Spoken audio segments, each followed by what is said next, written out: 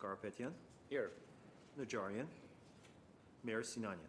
Here. May we have the report, please? The agenda for the August 28, 2018 special public meeting of the City Council was posted on Friday, August 24th, 2018 on the bulletin board outside City Hall. Thank you. What's on the agenda next? One would be Director of Community Development regarding Arts and Entertainment District Professional Service Agreement, PSA, for placemaking, urban design, and technical services. 1A, motion authorizing the city manager to enter into PSA in an amount not to exceed $725,491 with Studio 111. Yes. Hello, Ms. Hiramoto. I was going to say Miramoto because it's McLean and Hiramoto together. I've been So I'm thinking about making the Mikmoto, transition. so that sounds good. Well, good afternoon, Mr. Mayor, members of council. Today is a very important part to the reimagining of the Arts and Entertainment District. Before I get started, I did want to introduce my colleague, Krista Gardy. She's an urban designer with the City of Glendale. She's been working on this in tandem with me. And also before you, you have included in your report, or before you is their conflict of interest statement, which was part of the proposal from Studio 111. So as you well know, under council direction, it's been 2 years, actually 2 years tomorrow, since we've closed the Paseo on the future Artsock Avenue. And it really has been a wonderful experiment in seeing the types of amenities that pedestrians would like in the downtown core. A few months ago, the City Council directed staff to move forward with issuing a request for proposals, and under the current condition, you can see as the Paseo is right now, there are some restraints and constraints to its current format.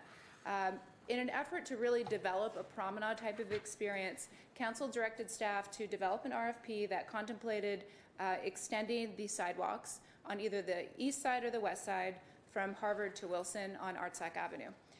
And really the intent here is if you were to walk down the Arts and Entertainment District right now, you wouldn't really feel it and you wouldn't really know it. And while the street is a very pretty street, a lot more can be done to really tie this corridor and offer a complementary experience to downtown. So these are two schemes that we asked the consultants to take a look at in the request for proposals. And we also asked them to contemplate the alleyway. So there are 3 alleyways that connect Artsock Avenue to Brand, but there's also one, and this will look familiar to you, the service alley. And as we, again, look at how do we highlight interesting areas, make them more pedestrian friendly, this is one of the ones that has emerged. Within the RFP, there are really 5 primary goals that we were looking for our proposals. One is that we wanted to reimagine the Arts and Entertainment District, which could be called the Arts District on Artsock, by the way. We also wanted to enhance the network of the public and private alleys, maintain the accessibility to the parking structures. There are 2 very important structures on this strip. Incorporate public art. There's many ways to do that, and I know the council has just heard some recommendations through the urban art public plan. And then, of course, to be pedestrian friendly. And so what we were really looking for is a consultant that can deliver on the technical skill sets of that, but also to deliver on a vision that can be truly a unique experience within the region. The scope of work is essentially divided into 3 phases. That wasn't our original intent, but as going through this process, we realized this is an expansive scope of work, and as such, it would make more sense to break it up and also give council a better opportunity to have more frequent guidance. So the first phase is the schematic and conceptual design. This would include engineering and a traffic analysis as well. We need to figure out whether it makes sense and whether it's feasible to do the one-way streets. And if not, we've asked for an alternative phase. So just saying it won't work will not be enough. The second phase is the design developments. This would include the drawings and the street improvements, the lighting plan, landscaping, signage, etc., and the public art as well. And then the third component would be the preparation of the construction drawings, permitting, bidding, and construction administration. During this process, we identified 30 qualified technical urban design firms. We submitted directly to them. We also issued this in American Planning Association, Glendale Chamber of Commerce, and on the City of Glendale's RFP site. We received a total of 15 firms that submitted, and these are very top quality firms. We had an initial review committee that included the city manager's office, members of community development from urban design, economic development, and planning. We also had community parks and services, library arts and culture, as well as a arts and culture commissioner, given the importance of some of the recommendations from the public art master plan. Within that review, we took these 6 criteria and came up with the top 6 firms. You can see in this slide here how the rankings came out. With those 6 firms, we invited them in for an additional interview. We really wanted to get a sense of not just, again, their technical skill sets, but how would they incorporate some of the cultural elements on ArtSoc. The RFP was released before the name change, so we believe that there may be an opportunity to further highlight some important cultural elements into the public art schemes. So you can see Studio 111, they came out number 1 on the initial proposal, and they also, while it was very close, they were number 1 in the interview score. It was all in all very close between Studio 111 and HOK, but ultimately, we, in a further cost analysis, we ended up recommending Studio 111.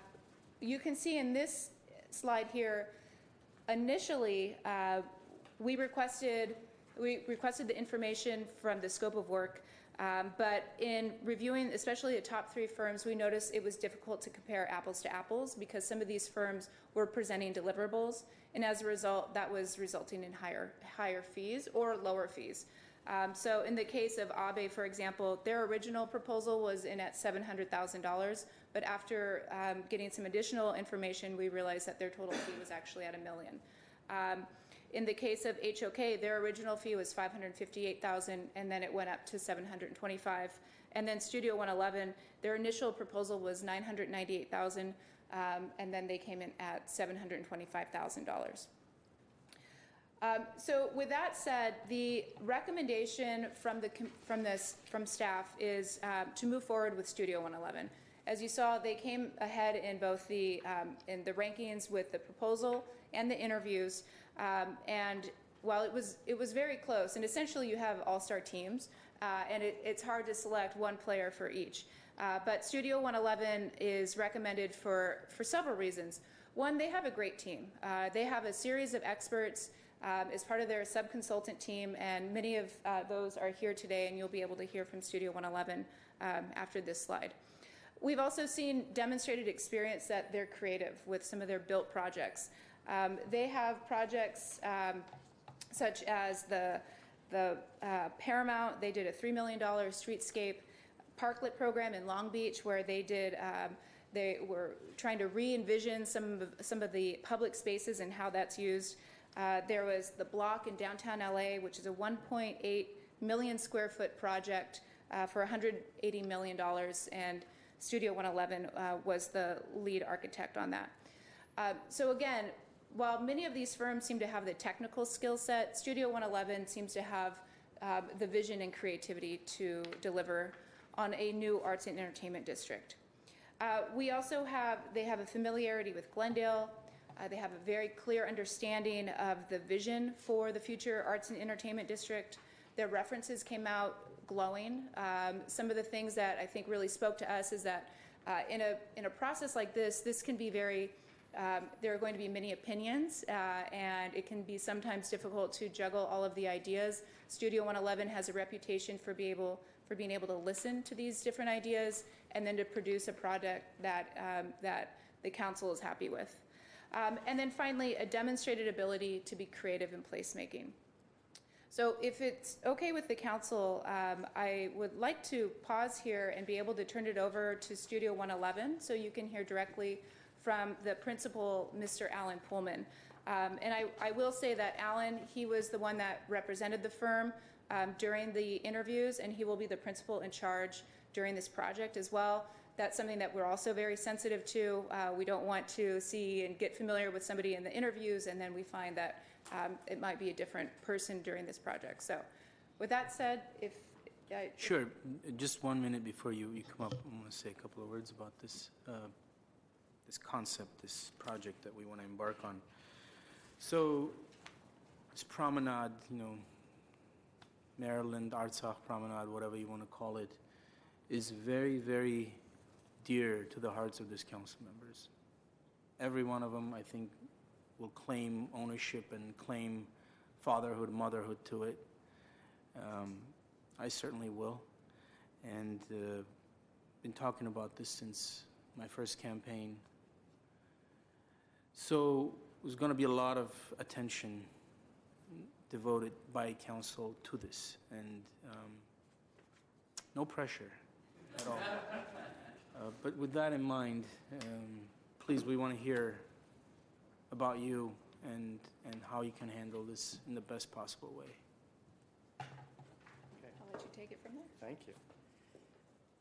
Thank you for your comments, Mr. Mayor and council members. I don't feel any pressure whatsoever after that. Good.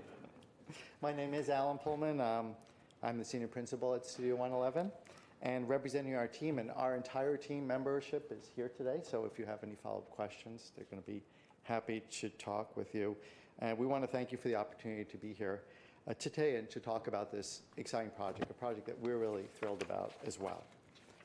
Our team is a collection of designers, architects, art consultants, traffic planners, and engineers that are really passionate about creative and vibrant city making, focused on people and focused on outcomes.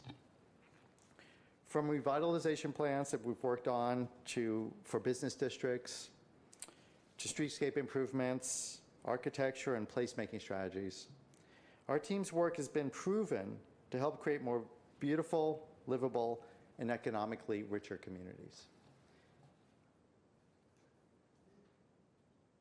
Here are a couple of our projects, and I could talk about them a little bit more, and our team members here, and I think I'll just go through this, and then we could talk about the specifics of who's on our team today.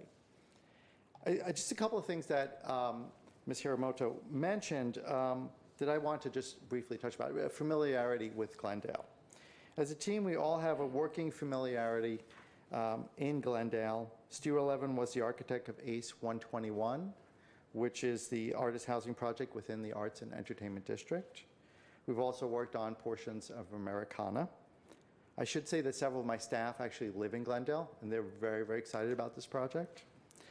Other team members have worked on projects such as the Adams Square Mini Park and the Cyclovia events here, bike events here in town. I think it's important I want to note this, that through many of our projects, our team has demonstrated a commitment to collaboration with the community. And we bring that commitment of co-creation to this project as well. This is truly a remarkable opportunity. A reimagining of Artsakh Avenue, the adjacent alleys, the network of passages that connect them, is an opportunity to transform valuable downtown land from underutilized vehicle lanes into productive people spaces, and doing that without sacrificing safety or access to the existing garages. Cities today are recognizing that place matters more than ever. Well-designed places benefit adjoining businesses, and they provide space for the community and visitors to gather, entertain, and celebrate. Activities that the current design and configuration that you could see here on these images does not support well, or doesn't support as well as we'd like it to. A new identity will help the Arts and Entertainment District become the vibrant part of downtown as envisioned in the downtown specific plan. What's really exciting for our team about this opportunity is the art component. A new Artsakh Avenue designed in conjunction with arts and artists is the first short-term implementation step identified in the Urban Arts Plan that you, the council, have recently adopted. Art that enlivens, that beautifies, and activates the space will be a further step, we think, in making Glendale an arts destination city. And not just a city of art museums, but one that celebrates arts and culture specifically in the public realm, making art accessible and visible to everyone. Our team understands that we must make this opportunity authentic to Glendale. ArtSec Avenue can be a demonstration of design and cultural programming tailored to this city, building on its local artists and its growing technology sector. We will help plan the art with a focus on community engagement. With a rich cultural diversity that includes large Armenian population, the arts and programming in the district will be a celebration of Glendale's cultural landscape, representative of the city's population, and an attraction both locally and regionally. And lastly, our team knows that reimagined spaces in the Arts and Entertainment District, created through stakeholder collaboration and combined with a robust, sustainable activation program, and it's an important part of our plan, can help support local businesses. We know that your goal is a thriving district that adds long-term prosperity to the city, and that is our goal too. We see this project as iconic and being a legacy for the city. As you were saying, Mr. Mayor, it is a legacy project. And as a team, we are enthusiastic about having the opportunity to work with the city of Glendale again. Thank you. Thank you. Okay, I'm going to open it up to questions and comments by my colleagues. Do we have any public comment cards on this? We do not. Mr. Mayor, Oh, Jennifer has. Yeah, Jennifer, you have more to add? Yes. Okay. Mr. Pullman, we'll invite you back when Jennifer's done. And I will say before I get to the timeline, one of the things that we heard throughout the entire process was we already have a beautiful street. So what can we do to really program it and to create something that is clearly an arts and entertainment district? And part of the proposal that Studio 111 has presented also takes a look at that programming element, as well as, and as he pointed out with his team, the landscape design, wayfinding and signage, programming, our cost estimator, traffic engineer. It really is a whole package of all-stars that are here to be able to present this. So with that in mind, our recommendation is to phase this project. Because of the expansive scope and because of the council's interest in this, we recommend on the first phase that we move forward with the schematic and conceptual design. That would include the engineering reports, that also include some of the landscaping recommendations. And at the conclusion of that, we would come back to council, and should we wish to move forward with that second phase, we would issue a notice to proceed and then follow a similar pattern for the third phase as well. You can see this is just a draft timeline as well, but should we decide to move forward with this firm today, they would start work immediately. Again, conversation with council is a priority of this, especially given the renaming of ArtSoc. There might be some other public art elements that you would like to consider for this street, and we would like to hear from you directly on what your vision is for that. We would come back in February of 2019, and at that point, should we move forward, you can see how it plays out, ultimately calling for the completion of this project, including construction, by 2021. So with that concludes my portion of the presentation. Our recommendation is to direct staff to adopt a resolution to allow us to enter into to move forward with entering into a professional services agreement. Please note we have also negotiated with Studio 111 on their fee, so this is, I think, their best and final offer to us, and we hope that you can consider it. Thank you. Thank you. Okay, now we'll open it to questions. Okay, I just have a few comments, if I may. First of all, you did make it clear to them that we don't have $181 million to spend on this project. That was very clear. That's right. That is correct. Just want to make sure. First of all, I want to say that I think it's really important, and it helps a lot to know that part of the group that's going to be working on this project live here in Glendale, because you are vested in the community. And I know that you will want, the mayor mentioned our bragging rights, but you're going to want to have bragging rights as well, and that's going to be really important. So I think we can trust that you will have the best for the community, for Glendale, in mind. The art component, I think, is very, very important. And just judging from your slides and the pictures, your use of colors are fantastic, and I look forward to seeing a lot of that, because there's nothing that brings a good feeling in an area, I don't think, than color. And so I look forward to seeing what you have to offer, and congratulations. I hope that we'll see fit to give you the project. I would recommend that. Okay. Thank you. I'm going to go to Councilmember Marpekian. Thank you, Mr. Mayor. Well, I have a couple of questions from our staff before I can comment. So the timeline, when I look at this phase 3, it says preparation and construction drawings, permitting, bidding, and construction administration. It doesn't say completion of the project by 2021.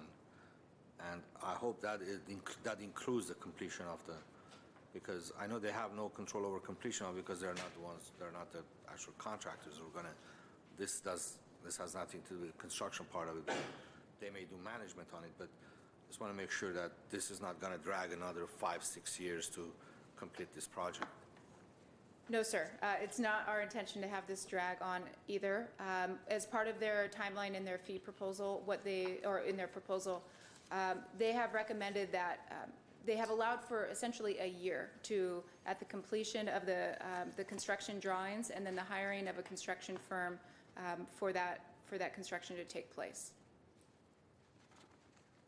Okay, and part of their contract, are they going to choose the construction firm, or is the city that's going to do it? That's a separate contract. Mr. Mayor, member of City Council, Councilman Garpetian, once the construction drawings are ready to go out to bid and private contractors submit bids, it will be the City Council's ultimate decision based on recommendation from staff on the selection of the contractor. All right, I wish we could have gone and seen some of their work before we got to this point. Overall, maybe it's the top 3 firms, and I don't know any of them. I'm not saying that I know one is better. I'm sure they're very well qualified, and I can see by the passion that the gentleman had when he came up and spoke. But Adams Mini Park, that's the only one you've and there's also Chess Park. Oh. Their landscape architect was, I believe, part of the Chess Park project. But overall, no, I'm talking about similar projects, something that looks like what we want to do. And that would have given me a lot more comfort as to who are we choosing, basically. It's like hiring an architect. When you want to hire an architect, you say, show me what you've done, and you look at the projects they've done, and you can relate to some, and you cannot relate to the others. So that would have been my preference before we got to this point. And the fact that their pricing went down from $950,000 or what have you, when the number 2 went up from $500 to $700, it's just kind of, I raised that question as to what kind of questions were asked that one consultant reduces their price and the other one increased their price. Is it that the way they bid the project was different, or how did that happen? Yes, so part of that discrepancy, it was the interpretation of the scope of work. And specifically, it had to do with public outreach, the public art component, and the programming. So in Studio 111's case, what some of their fees were, they thought that that the city was expecting to rely on them more for some of the public programming element, when that's something that city staff can actually support with and run. Whereas in the case with HOK, they did not fully take into account the public art component, so they needed to have an art consultant as part of their team. So there was, when we issued some qualifying or some clarifying questions, that was some of the discrepancies that we were able to settle. And some of those questions, it was actually attached within your proposal as an addendum, and those were the questions that we were seeking. One other thing, too, were some of the assumptions of drawings, for example, that the city had. Some of the consultants assumed that we had certain drawings when, in fact, we did not have those.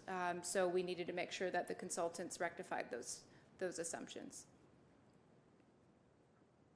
So the first phase, phase one, is schematics and conceptual design, including engineering reports and such as traffic and topo map, basic topography survey.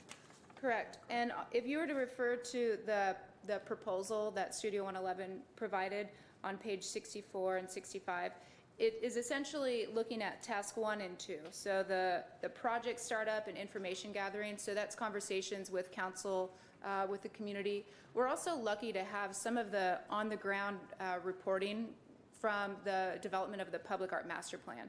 Because the Arts and Entertainment District was so heavily talked about during that plan, we can actually use some of those findings for those initial data gathering.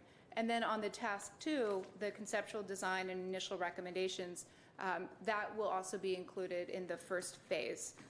And I'm referring again to page 64 and 65.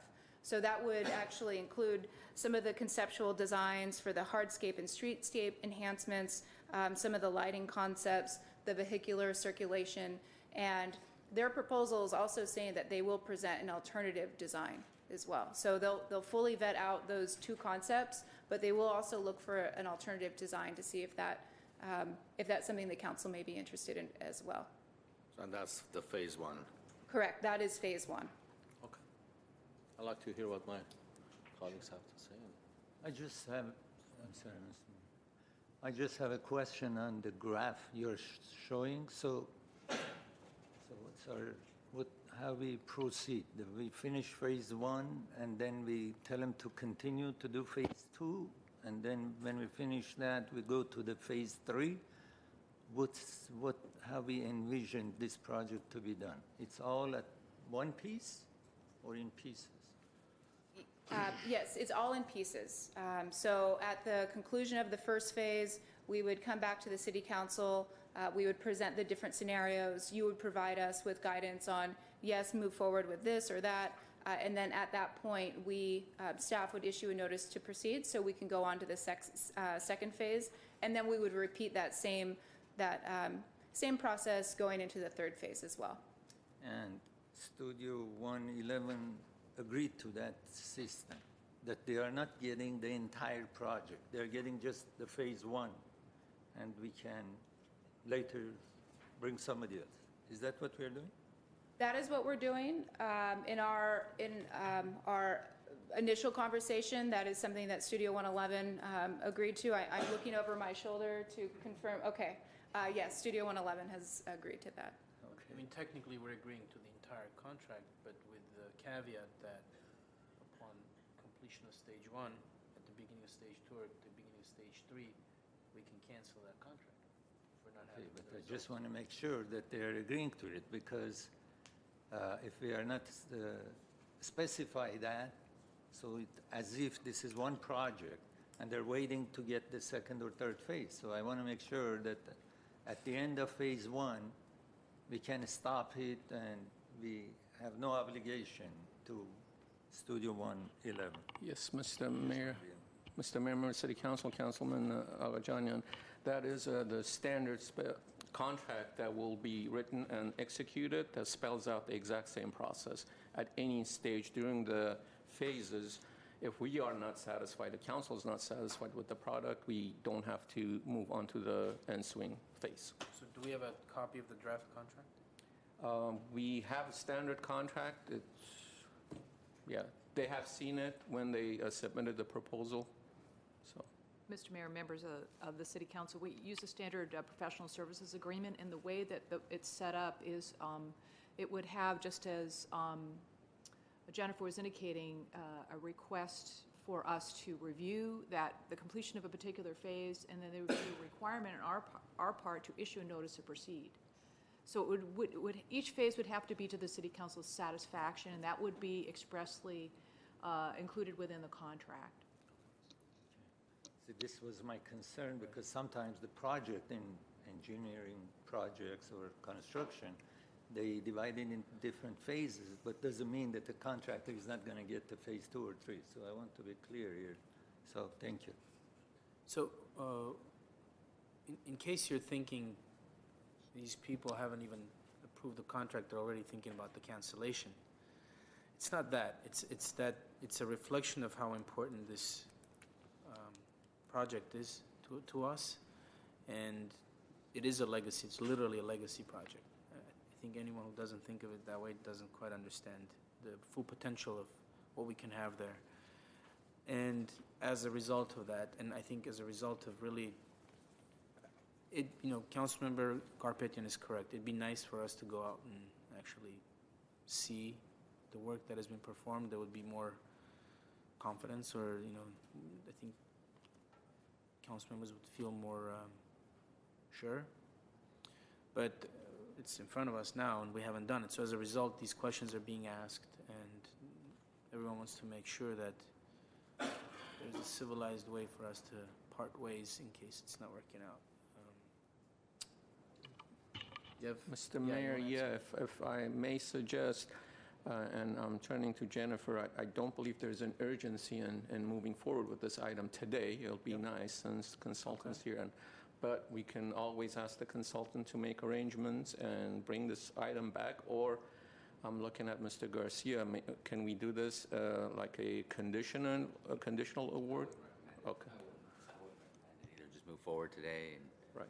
or put it off and come back. Put it off.